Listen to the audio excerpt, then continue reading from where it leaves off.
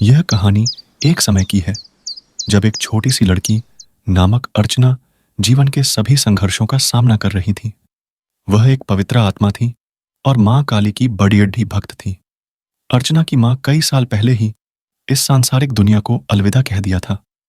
उसके पिता ने एक नई शादी की और अर्चना के लिए एक नई मां को लेकर आए। यह नई मां अर्चना के प्रति क्रूर और दुखद थी। वह अर्चना को घर के सारे काम करवाती थी और उसे हमेशा दरिद्र और बेजार महसूस कराती थी। हर दिन अर्चना की जिंदगी दर्द और उदासी से भरी रहती थी, लेकिन उसकी आत्मा मां काली के प्रति उसका पूरा समर्पण था। वह हर दिन अपने कामों को पूरा करने के बाद मां काली के मंदिर जाती थी और वहां पर अपनी समस्याओं और दर्द को आसमान की ओर उठाती थी। मां काली के मंदिर में अर्चना के आंचल में रोशनी होती थी और वह अपनी मां के सामने हर दर्द को आत्मा से बात करके सुकून पाती थी। मां काली उसकी प्रार्थनाओं को सुनती और उसके जीवन में नई उम्मीद का प्रकट होता था।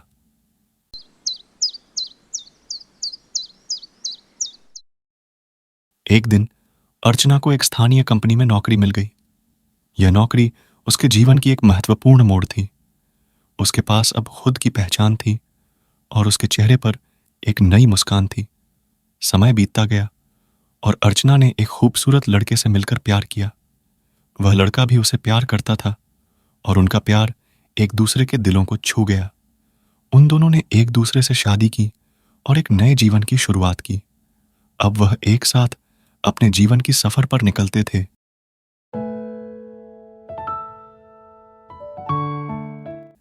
मां काली के दरबार में एक दूसरे के साथ प्रार्थना करते थे। मां काली ने अर्चना की जिंदगी को पूरी तरह से बदल दिया था।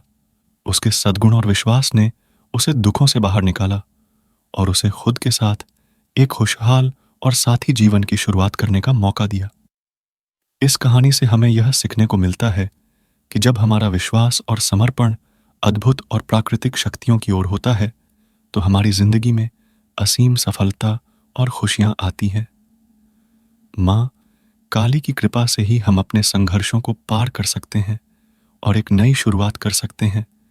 हमें यह बात याद रखनी चाहिए।